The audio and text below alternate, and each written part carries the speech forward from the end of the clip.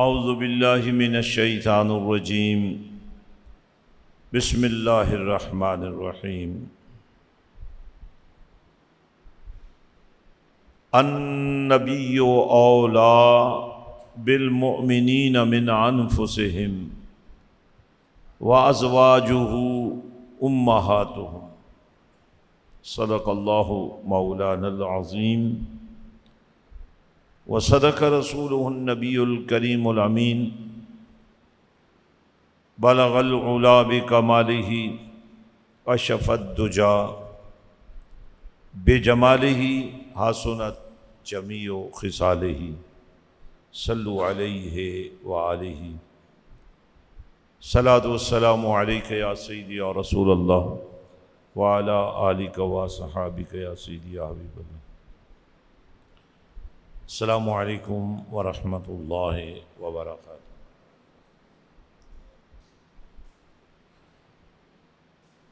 چیچہ وطنی کی سرزمین عاشقان رسول صلی اللہ علیہ وسلم کی سرزمین ہے، اور نور المساجد کی وسعتیں آپ کی محبتوں کا پتہ دے رہی ہیں۔ حضرت مفتی صاحب کی قیادت میں آپ جس عزم کے ساتھ اور جن جذبوں کے ساتھ آگے بڑھ رہے ہیں، اس وقت یہ قومی ضرورت بھی ہے اور بحیثیت امت ہمارے لیے ضروری بھی ہے۔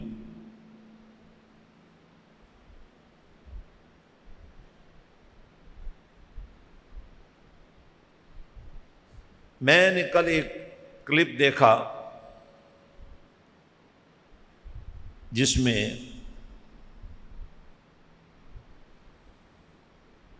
مسیح کی بات ہو رہی تھی، رسول کی بات ہو رہی تھی، اور قرآن سے یہ ثابت کرنے کی کوشش کی جا رہی تھی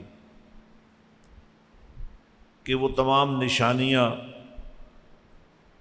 جو کہ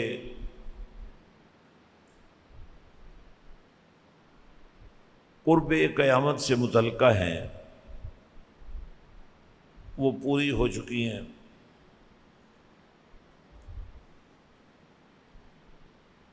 اور ایک ایسا رسول آیا ہے جس نے کھول کر ان کو بیان کیا ہے، اور یہ وہ نام نہاد رسول ہے اور نبی ہے جس کے پاس اپنا کلمہ کوئی نہیں، جس کے پاس اپنی کتاب کوئی نہیں، جس کے پاس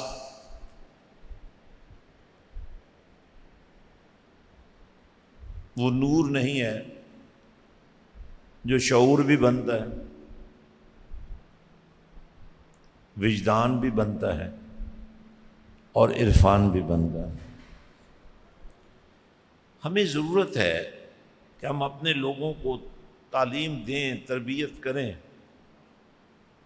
کہ اسی قرآن میں جب کہہ دیا گیا ہے کہ اب کوئی نبی کوئی رسول آنے والا نہیں، جس نے آنا تھا وہ آ چکا،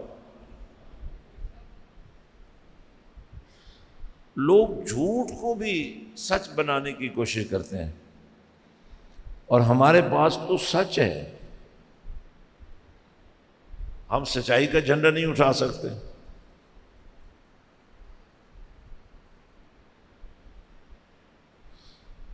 اب ضرورت یہ ہے کہ ہم اللہ کے پاک نبی امام الانبیاء حبیب کبریا صلی اللہ علیہ وسلم کے یہ فرمان کو سامنے رکھتے ہوئے کہ ہر مسلمان مرد عورت بالغ پر علم حاصل کرنا فرض ہے، اور اس فرضیت کا معیار کیا ہے؟ اب سارے تو آپ مفسرین نہیں بن سکتے، سارے محدثین نہیں بن سکتے، سارے فقیہ نہیں بن سکتے، سارے ولی نہیں بن سکتے، تو یہ فرضیت پھر کیا ہے؟ یہ فرضیت ہے اتنا علم تو آپ کے پاس ہونا چاہیے نا کہ آپ کو سچ اور جھوٹ میں فرق کرنا آ جائے. جب آپ صحیح اور غلط میں فرق کر سکیں. ایک ایسا شخص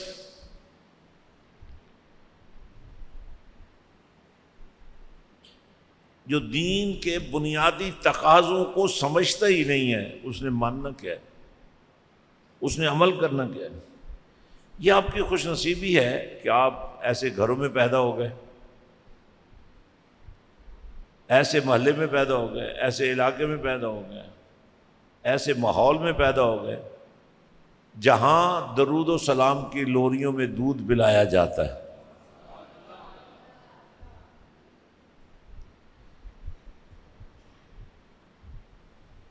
بڑا مشکل کام ہوتا ہے مذہب کو تبدیل کرنا، لیکن جب آپ بالکل اپنے سسٹم کو، اپنے دین کو، اپنے مذہب کو جانتے ہی نہ ہوں تو آپ کے لیے کوئی مشکل نہیں ہوگی. اگر آپ جانتے ہیں تو پھر آپ کو فیصلہ کرنے کے لیے بڑی مشکلات آئیں گی. بھئی میرا باپ، میرا دادا، میرے آباء و اجداد، میری ماں، میرا باپ، میرا استاد، ان کی تو تعلیمات یہ ہیں اور میں کہاں جا رہا ہوں. اس لیے یہ بہت ضروری ہے کہ ہماری مساجد کا وہ کردار جو 1400 سال پہلے میرے اور آپ کے پاک نبی صلی اللہ علیہ وسلم نے محراب و منبر سے عطا کیا تھا. یہیں سے جرنیل پیدا ہوئے،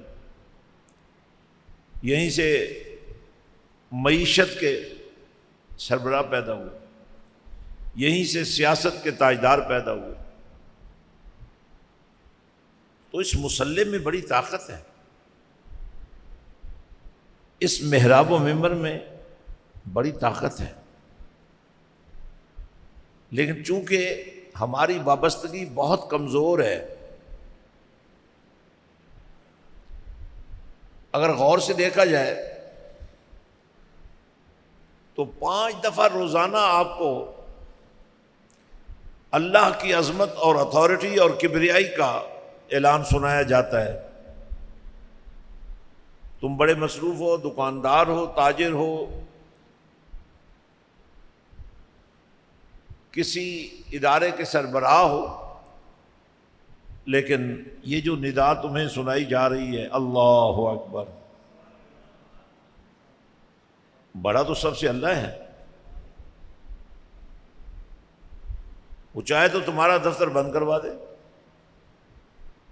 اب یہ جو وائرس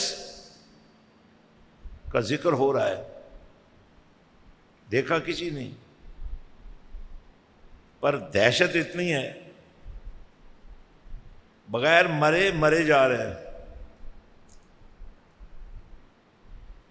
تو ہر ڈر کا ایک مقصد تو ہونا چاہیے. آپ موت سے بچنا چاہتے ہیں، وہ تو اپنے وقت پر آئے گی. ضروری نہیں ہے کہ اس وائرس سے مرے، آپ ایکسیڈنٹ سے مر سکتے ہیں.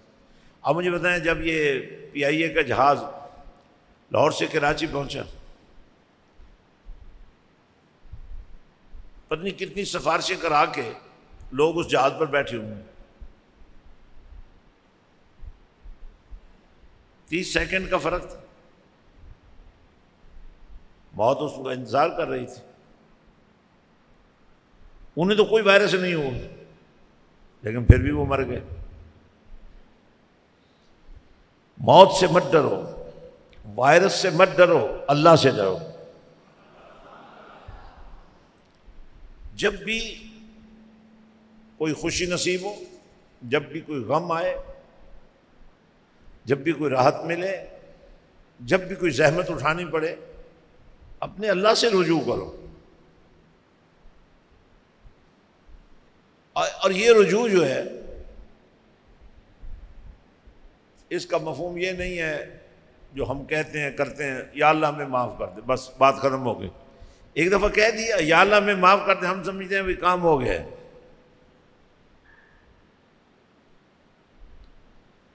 رجوع کا مطلب یہ ہے کہ آپ نے اللہ کی طرف رجوع کرتے ہوئے اس بات کا عزم کر لیا ہے کہ اب یہ غلطی نہیں دہرائیں گے، اب یہ کوتاہی نہیں ہوگی، اب یہ خامی نہیں آئے گی. اسکول بند ہیں، کالج بند ہیں، یونیورسٹیاں بند ہیں، مدرسے بند ہیں. اب بچے آوارہ پھرے ہیں. لیکن اگر ہر شام آپ کے اپنے گھر میں، اس کی تو اجازت ہے نا کہ آپ نے اپنے گھر میں رہنا ہے، آپ کو تو بہت اچھا موقع ملا ہے. اپنے گھر میں رہ کر اپنے بچوں کے ساتھ بیٹھ کر صبح و شام خدا کے ذکر کی محفل سجاؤ، مصطفیٰ کی محبت کی محفل سجاؤ. اب فائدے میں کون رہے گا؟ جس ماں کو قرآن صحیح پڑھنا آتا ہے. اب مجھے بتائیے، آپ نے سنا ہوگا علماء سے، قرآن صحیح پڑھنے سے صرف سورت نہیں، صرف سپارہ نہیں، صرف آیت نہیں، صرف لفظ نہیں، ہر حرف پر آپ کو 10 نیکیاں ملیں گی. لیکن اگر آپ صحیح پڑھیں گے، صحیح پڑھنے پر اگر ماں قاریہ ہے، باپ حافظ قرآن ہے، کتنا اچھا موقع ہے. آپ کے گھر میں صبح شام قرآن کا میلہ لگ جائے. مسجد سے روکا ہے نا آپ کو، بازار سے روکا ہے نا، گھر میں بیٹھنے کا کہا ہے. اب جس کے پاس علم ہی نہیں ہے، جس کی اپنی تربیت نہیں ہوئی ہے، اب اگر ایسا گھر ہے جہاں صبح کا ناشتہ گالیوں سے ہوتا ہے، دوپہر کا کھانا غیبت سے، اور شام تک جھوٹ کے انبار لگے جاتے ہیں، اب وہاں کیا تربیت ہوگی؟ اور اگر آج بھی میری بات کی سمجھ آ جائے، آج کی بیٹی کو کل ماں بننے سے پہلے قرآن کی قاریہ بنا دو.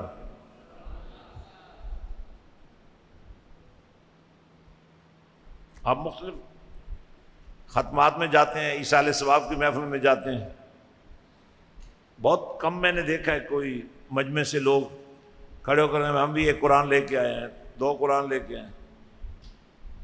صاحب خانہ شاید خود بھی نہیں پڑھ سکتے، وہ تو رونے میں مصروف ہوتے ہیں. لے دے کہ کسی مسجد مدرسے سے رابطہ کیا ہوگا، 2 4 10 قرآن پاک ختم ہو گئے. لیکن اگر آپ کے گھر میں ہر بیٹی حافظہ قرآن ہے، قاریہ قرآن ہے، عالم دین ہے، کوئی حرج نہیں، وہ پی ایچ ڈی بھی کرے، وہ بینکر بھی بنے، وہ پولیٹیشین بھی بنے، وہ ڈاکٹر بھی بنے. لیکن سوچئے ایک ایسا ڈاکٹر جو حافظ قرآن بھی ہو،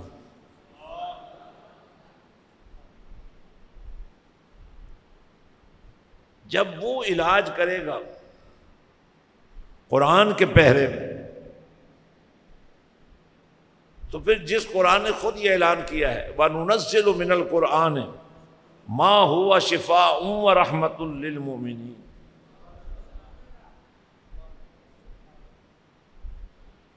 میرے بھائیوں، آج ہر بندہ یہ بات تو کہہ رہا ہے نا، دیہڑی دار کا کیا بنے گا، سفید پوش کا کیا بنے گا، اور یہ بھی کوئی ایماندار کا کیا بنے گا. ان کا کچھ بنے نہ بنے، ایماندار کا بنے گا. اب یہ ایک چھوٹی سی تمہید تھی. اب میں تھوڑا سا آگے آپ کو لے جانا چاہتا ہوں. بالکل آپ کے مسئلے کا حل اخلاقیات میں ہے. آپ کے گھر کے دائیں بھی ایک گھر ہے، بائیں بھی ایک گھر ہے، اور اس کے آگے 10 گھروں کی ایک لائن اور بھی ہوگی، ادھر بھی ہوگی، سامنے بھی ہوں گے. آپ چھوڑے سب کو. یہ جو آپ کے گھر کے بالکل ساتھ میں 2 گھر ہیں، حالانکہ آپ کو خود بھی غریب ہیں، لیکن اس کے باوجود آپ کے گھر میں اندھیرا نہیں رہتا. آپ کے گھر میں کھانا پکتا ہے. آپ کے گھر میں خوشی کے لمحات آتے ہیں. اب آپ نے جائزہ یہ لینا ہے کہ یہ ساتھ والے دونوں گھروں کی کیا حالت.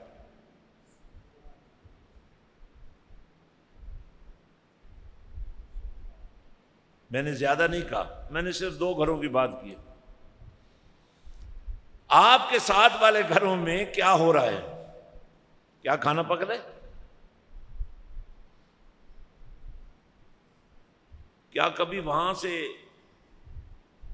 خوشیوں کی کیفیت آپ کو دیکھنے میں آتی ہے؟ کیا ایک بلب جلانے کے لیے بھی ان میں بجلی کا بل ادا کرنے کی سکت ہے؟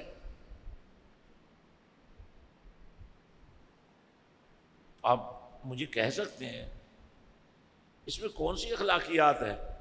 کوئی ہماری ذمہ داری ہے؟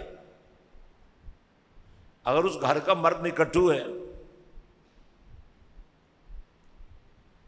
اگر اس گھر کی عورت تربیت نہیں رکھتی تو ہمارا کیا قصور ہے؟ تو خود دن رات محنت کرتے ہیں، جان مشقت میں ڈالتے ہیں، خون پسینے کی کمائی بچوں پر خرچ کرتے ہیں. یہ ہمارے ذمہ تو نہیں، یہ تو امیروں کے ذمہ ہے.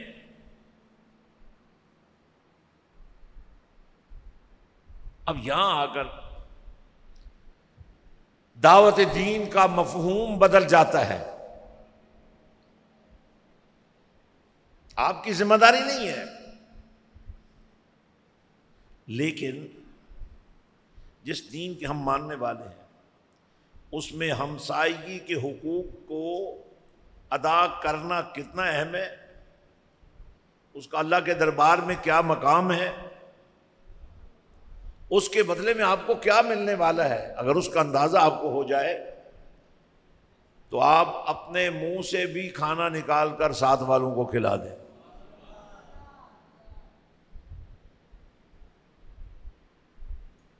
تو اخلاق کیا ہے؟ اخلاق یہ ہے کہ اللہ نے جو آپ کو دیا ہے، جو دیا ہی نہیں ہے وہ آپ کے بس میں نہیں ہے، جو دیا ہے اس میں سے ہر ایک حقدار کو اس کا حق پہنچانا، یہ ہمارا اخلاق ہے. اب دیکھیں، ایک ہوتا ہے انسان، اس میں خوبیاں بھی ہوتی ہیں، خامیاں بھی ہوتی ہیں، تربیت اور تعلیم کا اثر ہوتا ہے. اب ان انسان میں ایک بہت اچھا انسان ہوتا ہے جو اس میں مختلف اوصاف ہوتے ہیں، لیکن وہ جو اچھا انسان ہوتا ہے نا، اصل میں وہ مسلمان ہوتا ہے. یعنی مسلمان ہی کو اچھا انسان ہونا چاہیے، اور ایک اچھا انسان ہی اصل میں مسلمان ہوتا ہے. جس نے لا الہ الا اللہ محمد رسول اللہ پڑھ لیا، جس نے اللہ کی اتھارٹی کو مان لیا اور اللہ کے حکم پر اس نے اس ذریعے کو، اس واسطے کو، اس وسیلے کو، اس میڈیم کو قبول کر لیا. اب کہیں بھی اللہ نے ڈائریکٹ آپ سے، مجھ سے بات نہیں کی،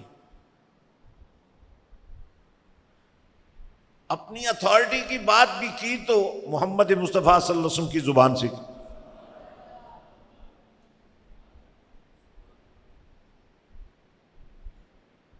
تو اللہ تو قادر مطلق ہے نا،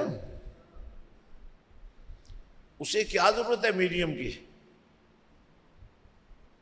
میری تو مجبوری ہے کہ میں اپنی آواز آپ تک پہنچانے کے لیے اس میڈیم کو استعمال کر رہا ہوں۔ یہ ایک ذریعہ ہے، یہ ایک میڈیم ہے، لیکن جس کی آواز پوری کائنات میں بغیر اس کے گونج سکتی ہے، اس سے جب سوال کیا گیا مولا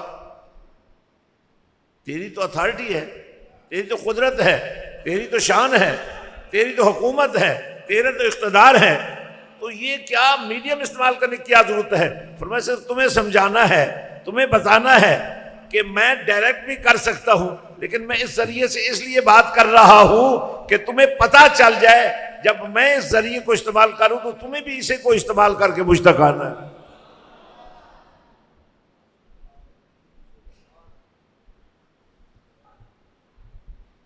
اسی لیے ہمارے ہاں ایک باپ کی شان ہے، ایک ماں کا مقام ہے، ایک استاد کی حیثیت ہے، ایک پیر و مرشد کی اہمیت ہے، اور پیر و مرشد ایک اتھارٹی ہوتا ہے۔ اسی لیے پیر و مرشد کا ہوا پر چلنا یا پانی پر چلنا یا شبدے دکھانا یہ کمال نہیں ہے، اور یہ کتنی سمپل سی بات ہے جو ہمیں ہر اذان میں اور ہر اقامت میں سکھائی جاتی ہے۔ جب اذان دی جاتی ہے تو آپ کو بلایا جاتا ہے کہ اللہ کی طرف رجوع کرو، اور جب اقامت پڑھی جاتی ہے تو یہ سمجھایا جاتا ہے کہ دیکھو اللہ کو یہ پسند نہیں ہے کہ تم بکھرے ہوئے ہو، اللہ کو یہ پسند ہے کہ تمہاری صف بندی ہو، تمہارے اندر نظم و ضبط ہو، تمہارے اندر ڈسپلن ہو، تمہارے اندر آرگنائزیشن ہو۔ اب کل تک یہ تھا کہ کندھے سے کندھا جوڑو، پاؤں سے پاؤں ملاؤ، آج وقت تھوڑا سا بدلا ہے تو کہا قانون وہی ہے، ڈسپلن تو کرنا پڑے گا، سب بندی تو کرنی پڑے گی، لیکن تھوڑا سا فاصلہ کر لو کیونکہ اس فاصلے میں تمہارے لیے شفا ہے۔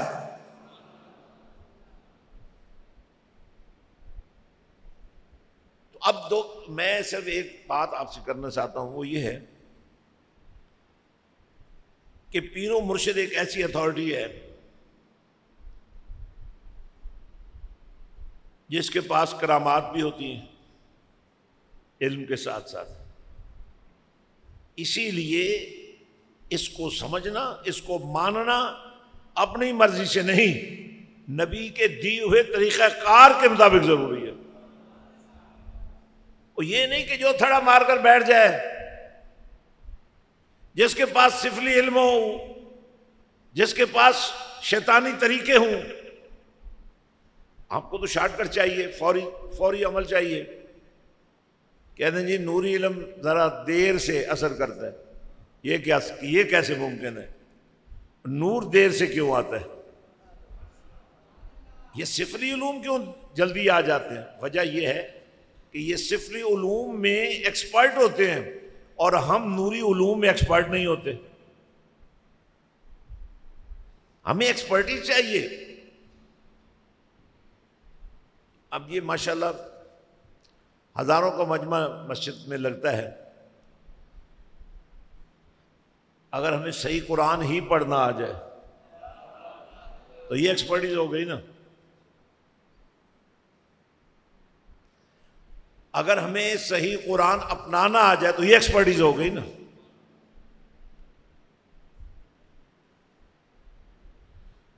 فلمیں دیکھنے کے لیے، ڈرامے دیکھنے کے لیے، گانے سننے کے لیے، تاش کھیلنے کے لیے، فضول گپ شپ لگانے کے لیے ہمارے پاس بڑا وقت ہے، قرآن سیکھنے کے لیے وقت ہی نہیں۔ بڑی عجیب بات نہیں ہے؟ میں ایک دفعہ ایک شہر سے گزر رہا تھا، نام نہیں لوں گا، مغرب کا وقت ہوا چاہ رہا تھا، ریلوے لائن کے کنارے، اب یقین کریں میں حیران ہو گیا، کوئی 20 کے قریب جتھے، 10 15 بندے ایسے دائروں میں بیٹھے ہوئے تھے۔ میرے ساتھ جو ساتھ، میں نے کہا یار یہ کیا کر رہے ہیں؟ کہا جی یہ تاش کھیل رہے ہیں۔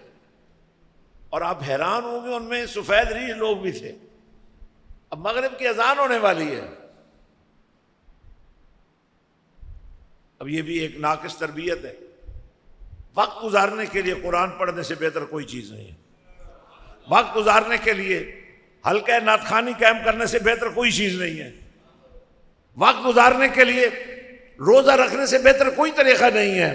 وقت گزارنے کے لیے اچھی باتیں ایک دوسرے کو سنانے سے بہتر کوئی چیز نہیں ہے. لیکن اگر مجھے آتی ہی نہیں ہے میں کیا سناؤں گا؟ تو اگر آپ صرف سننے والے ہی بن جائیں نا. اچھا یہ تو پابندی ہے نا بھئی آپ نے آج کل مسجد میں آ کر ذرا فاصلے پر بیٹھنا. یہ پابندی تو نہیں ہے نا کہ آپ آدھا گھنٹہ پہلے نہیں آ سکتے. مجھے کہیں راستے میں پولیس نظر نہیں آئی. جس نے وہ چوکیاں بنا رکھی ہوں بھئی تم مسجد جا رہے ہو وہاں آدھا گھنٹہ گزارو گے. یہ آدھا گھنٹہ بھی آپ دے کر ہفتے کے بعد 7ویں دن آدھا گھنٹہ بھی آپ مسجد کے سین میں بیٹھ کر اللہ اور اس کے رسول کی بات سننا اور ہضم کرنا آپ کے بس میں نہیں ہے. پھر بتائیں کیا کہاں سے دین آئے گا؟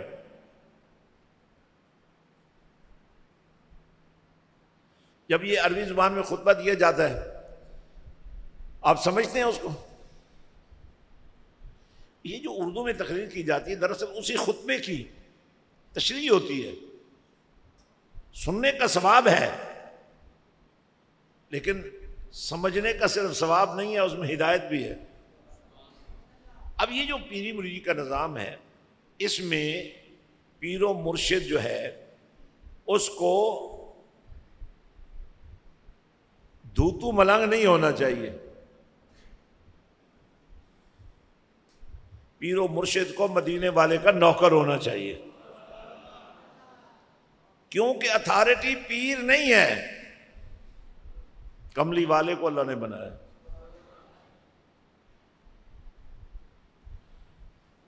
اب ہمارا جو دین ہے نا اس میں بلکہ حضرت آدم علیہ السلام سے لے کر آج تک قیامت تک میں صرف ایک دو باتیں کرنا چاہتا ہوں. ایک وقت تھا جب عالم ارواح تھا، یعنی روحیں تو تھیں لیکن وہ جسموں میں نہیں تھیں.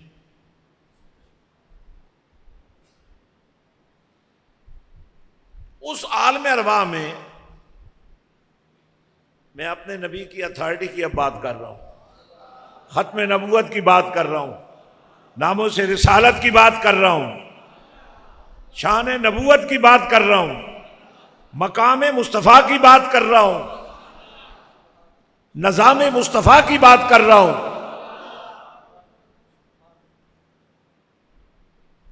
اب روحیں جب تک جسموں میں نہ آئیں کوئی نام ہوتا ہے؟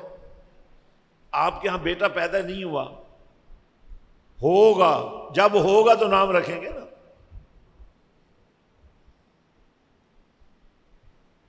حتیٰ کہ ماں کے پیٹ میں کچھ عرصے کے بعد جسم اور روح کا رشتہ قائم ہو جاتا ہے، اس میں زندگی آ جاتی ہے، لیکن جب تک پیدا نہیں ہوتا اس وقت تک اس کا کوئی نام نہیں ہوتا. عالم ارواح ہے.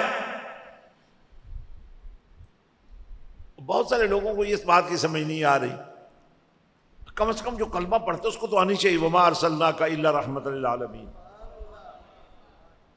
اس کی بات کم از کم اس کی سمجھ مسلمانوں کو تو آنی چاہیے نا، مگر نہیں آ رہی ہے. تبھی تو فرقے بڑھتے جا رہے ہیں.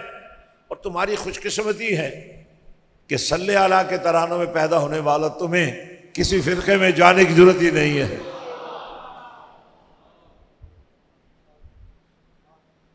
اب عالم ارواح میں اللہ تعالیٰ نے دو خطابات فرمائے. ایک روحوں سے خطاب کیا، اس کی سمجھ بھی آتی ہے، الستو بربکم قالوا بلا، سب نے کہا ٹھیک ہے. اس کی ایک علیحدہ تشریح اور تفسیر ہے، ظاہر انشاءاللہ پھر کبھی ملاقات ہو. تو ایک خطاب اور بھی ہے جو تھا تو روحوں سے، انبیاء کی روحوں سے، لیکن ان روحوں کو روحیں نہیں کہا گیا، ان کو نبی کہا گیا ہے۔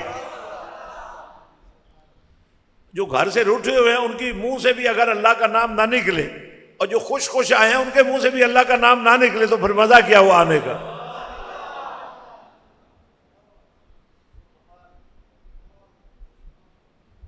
اونچی آواز میں اللہ کا نام لینے کی پابندی تو نہیں ہے نا بھائی،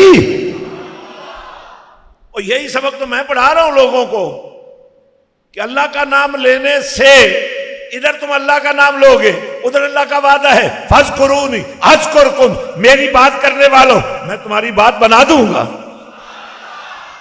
بیماروں شفا میں نے دینی ہے، موت سے ڈرنے والوں زندگی میں نے تمہیں دینی ہے۔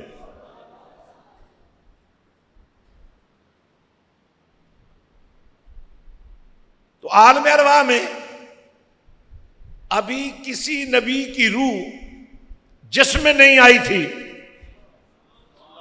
آواز آنے دیں، اللہ کا نام اونچا لے لیں تاکہ یہ آپ کا نام لینا شفا بن کر آپ کے گھروں تک پہنچ جائے۔ لوگوں نے کہا لاک ڈاؤن کرو، میں نے کہا اللہ کا نام لو، بار بار لو، صبح لو، شام لو، اذکروا اللہ ذکرا کثیرا وسبحوہ بکرۃ واصیلا۔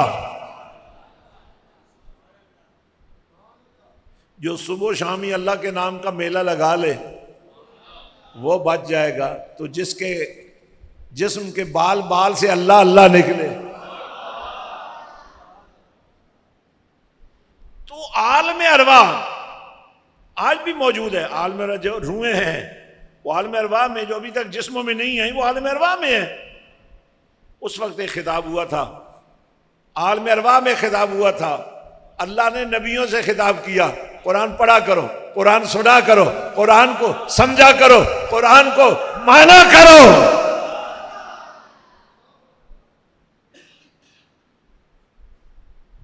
قرآن نے کمال خوبصورتی سے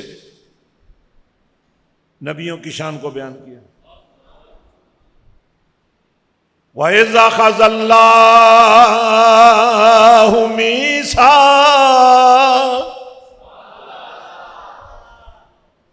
وَإِذْ أَخَذَ اللَّهُ مِيثَاقَ النَّبِيِّينَ، اللہ نے عالم ارواح میں روحوں سے نہیں نبیوں سے عہد و پیمان کیا۔ تو پھر اس کا مطلب یہ ہوا انسان چاہے کتنا ہی اچھا انسان کیوں نہ ہو، چاہے صاحب ایمان ہی کیوں نہ ہو، چاہے صاحب تقوی ہی کیوں نہ ہو، کئی لوگ پیدائشی ولی ہوتے ہیں، ان کی ولایت کا نور ماں کے پیٹ میں بھی منتقل ہو جاتا ہے۔ حضرت سلطان العارفین سخی سلطان باہو سرکار کے والدہ فرماتی ہیں کہ میرا بیٹا میری بطن کی کیفیات میں بھی اللہ کے ذکر کے نور سے سرشار تھا۔ اور جب حضرت سلطان العارفین سے پوچھا گیا کہ آپ نے قرآن کہاں سے پڑھا، فرمایا جب میں ماں کے پیٹ میں تھا اور میری ماں قرآن پڑھتی تھی تو وہ نور بن کر میرے سینے میں آ گیا۔ تو حضرات، اللہ نے نبیوں سے عہد و پیمان لیا کہ تمہیں نبوت دی جائے گی، تمہیں کتاب دی جائے گی، پھر ثم جاءکم رسول، پھر کملی والا رسول آ جائے گا۔ اب بظاہر دیکھا جائے یہ عہد و پیمان عالم ارواح میں ہوا، اور ہوا کب کے لیے؟ جب کملی والا اپنے وجود اطہر کے ساتھ جلوہ گر ہوگا۔ اللہ کو تو پتا تھا اس وقت تک سارے نبی اپنے جسموں کو چھوڑ کر قبروں میں جا چکے ہوں گے، صرف ایک نبی عیسیٰ علیہ السلام اپنے جسم اطہر کے ساتھ آسمانوں میں موجود ہوں۔ تو عہد و پیمان سب سے لے لیے، بہت سارے مسئلے حل ہوئے اس سے۔ اور جب کملی والا آ گیا اور وہ شب بھی آ گئی، شان مصطفیٰ کے ظہور کا وقت بھی آ گیا، مقام مصطفیٰ کے تعین کا وقت بھی آ گیا، نظام مصطفیٰ کی بہار بھی آ گئی، تو یہ انبیاء جو اپنی قبروں میں آرام کر رہے تھے، اور ان کے آرام کی کیفیت کیا تھی وہ بھی حضور پاک صلی اللہ علیہ وسلم نے بیان کی ہے۔ فرمایا جب میرا گزر، اب مردوں سے کیا کہوں، فرمایا جب میرا گزر حضرت موسیٰ علیہ السلام کی قبر پر سے ہوا تو میں نے دیکھا وہ اپنی قبر میں کھڑے ہو کر نماز پڑھ رہے تھے، اور مرنے کے بعد قبر میں کون سی نماز ہوتی ہے؟ اور پھر سرکار فرماتے ہیں جب میں اقصیٰ میں پہنچا، یہاں ذکر اقصیٰ کا بڑا خصوصیت سے کیا گیا ہے، سبحان الذی، پیچھے والے تو لیٹ آئے نا، اپنی لیٹ نکالیں اللہ کا نام لے کر، سبحان الذی اسری بعبدہ لیلا من المسجد الحرام الى المسجد الاقصی، اقصیٰ میں، حرم کعبہ سے اقصیٰ تک جو سفر ہوا، اس سفر میں آقا فرماتے جب میری سواری پہنچی نا اقصیٰ میں تو سارے نبی اپنی قبروں سے نکل کر،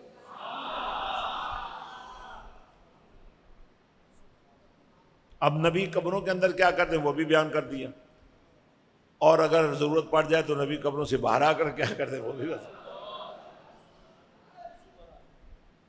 یار انبیاء کی تو شان یہ ہے وہ قبروں میں رہیں تو بھی نمازیں پڑھیں، اور وہ باہر رہیں تو بھی نمازیں پڑھیں، اور جماعت کا اہتمام ہو۔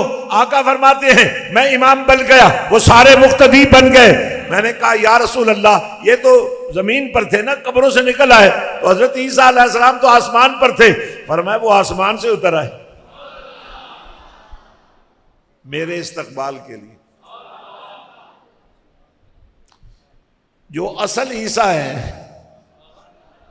انہوں نے جب آنا ہے نا تو چپ کر کے نہیں آ جانا، سیڑھی لگے گی۔ آج رات سیڑھی نہیں لگی، کہا تمہیں پتہ چلے نبی آئے جائے کوئی روک ٹوک نہیں ہے، وہ پروٹوکول ہے۔ جب عیسیٰ علیہ السلام آئیں گے نا، اب مرزا دجال بولو یہ کہتا ہے میں مسیح ہوں، تو سیڑھی تو کوئی نہیں لگی، سیڑھی تو لگنی ہے۔ ساری اشراط پوری ہو جائیں تو جب تک سیڑھی نہیں لگے گی، جب تک لوگ اپنی آنکھوں سے حضرت عیسیٰ علیہ السلام کو نزول کرتے نہیں دیکھیں گے، کسی اور کو کیسے عیسیٰ مان لیا۔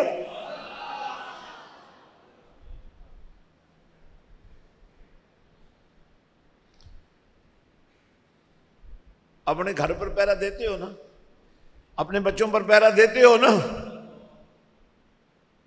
اپنے دین پر بھی پہرا دو۔ لڑنا نہیں ہے، جھگڑنا نہیں ہے، تشدد نہیں کرنا، لاقانونیت نہیں کرنی، حسین بن کر سر کٹانے کا عزم تو رکھنا چاہیے۔ حضرات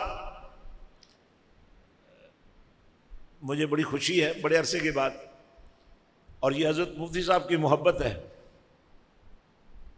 اور آپ خوش نصیب ہیں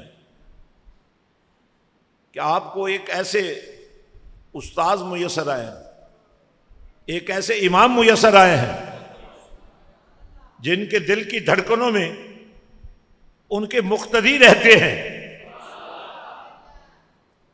اب آ کر ہاتھ چوم کر چلے جاؤ، نعرہ لگا کر چلے جاؤ کافی نہیں ہے۔ میں نے دربار شریف پر مسجد حسین بنائی ہے، 10,000 نوجوانوں کی تربیت کے لیے یونیورسٹی لیول تک انتظام کیا ہے، لیکن پہلے قرآن کا پیرا لگایا۔ میں آپ سب سے ایک بات کہنا چاہتا ہوں، چیچا وطنی کے غیور مسلمانوں، میں اس پر پہرا دینے کے لیے تیار ہوں. آپ 100 بندہ بھی حضرت مفتی صاحب سے رابطہ کر کے کہے ہمارے بچوں کو عشق رسول کا سودا چاہیے، اسی چیچا وطنی میں آپ کے بچوں کو عشق رسول کا سودا دلوایا جائے.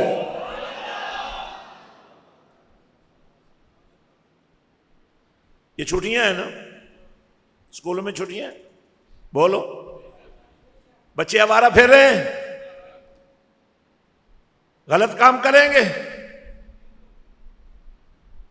تو ان بچوں کو میرے پاس بھیج دو. تب 1 مہینے کے بعد پھر میں آ جاؤں گا اسی مسجد کے اس ممبر سے آپ کے بچے کو، جس کو شاید آج قرآن صحیح پڑھنا نہیں آتا، یہیں کھڑا کر کے تمہارے سامنے قرآن سنائے.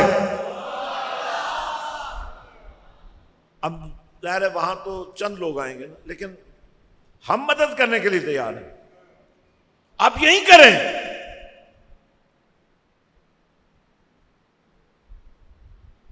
حضرات،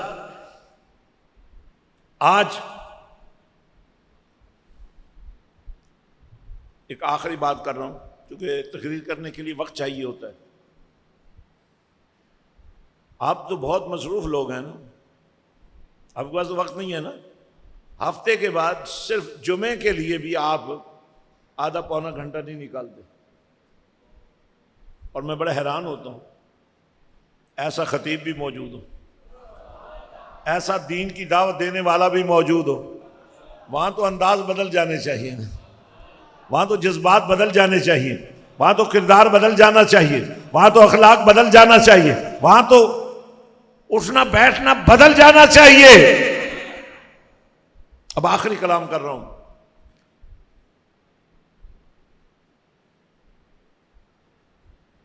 پوری دنیا میں ہجرت مدینہ کے بعد جو ہجرت پاکستان کے لیے ہوئی، اس کی تاریخ میں کوئی مثال نہیں ملی. جس دن کوئی ڈرامہ بن گیا نا ہجرت پاکستان پر، تحریک پاکستان پر، پتہ نہیں کتنی آپ کی دادیاں، دادے، نانیاں، نانے جنہیں سولی پر لٹکا دیا گیا، ان کی روحیں آپ سے خوش ہیں؟ کیا آپ اس پاکستان کا جھنڈا اٹھائے ہوئے ہیں؟ اور پاکستان کے مامے چاچے تو بڑے پیدا ہو گئے ہیں، نظریہ پاکستان کا کوئی لمبردار دکھاؤ خاں نہیں ہے. بن جاؤ، اور یہ اسی صورت میں بن سکتے ہو. تحریک پاکستان چلانے والوں نے 1940 میں بنارس میں سنی کانفرنس میں کیا کہا تھا؟ قائد اعظم محمد علی جناح، علامہ اقبال، ہم آپ کے ساتھ ہیں، لیکن اگر کسی وجہ سے آپ کا ایجنڈا بدل بھی جائے تو یا رسول اللہ کہنے والوں کا ایجنڈا نہیں بدلے گا. ہم پاکستان بنا کے رہیں گے، ایک ایسا پاکستان جس میں انصاف ہو، ایک ایسا پاکستان جس میں غریب پروری ہو، ایک ایسا پاکستان جس میں تعلیم ہو، ایک ایسا پاکستان جس میں تربیت ہو، ایک ایسا پاکستان جس میں نظام مصطفیٰ ہو.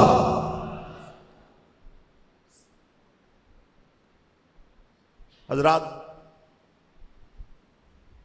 ہر شام میں اب نصاب دے رہا ہوں آپ کو، قادری ہو، چشتی ہو، نقشبندی ہو، سہروردی ہو.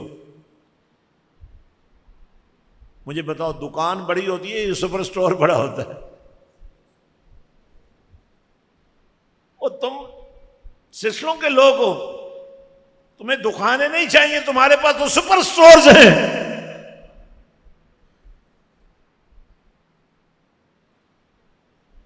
تمہارا تو کنیکشن کملی والے سے آج بھی جڑا ہوا ہے. سب سے پہلے سلسلوں کے لوگوں کو چاہیے میدان میں آئے، یہ مت کہیں کہ تم میرے پیر بھائی ہو. مجھ جیسے فقیر کو بھی کہنا چاہیے کہ تم میرے پیر بھائی ہو. کیوں؟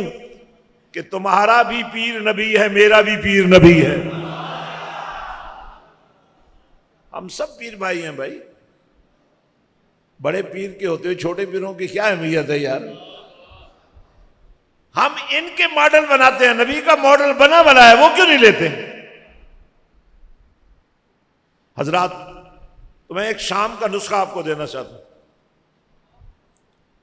تقریر میں نے ختم کر دی.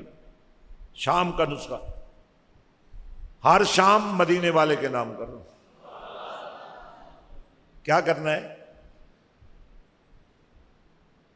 ایک چادر، اس کا نام رکھنا ہے دسترخوان درود و سلام. چادر بچھا لیں. باپ بیٹیاں، ماں بیٹے، بھائی بہنیں، وہ بہو بیٹیاں جن کی گودوں میں چھوٹے چھوٹے دودھ پیتے بچے ہیں، آدھا گھنٹہ 20 منٹ کے لیے درود پڑھیں بس.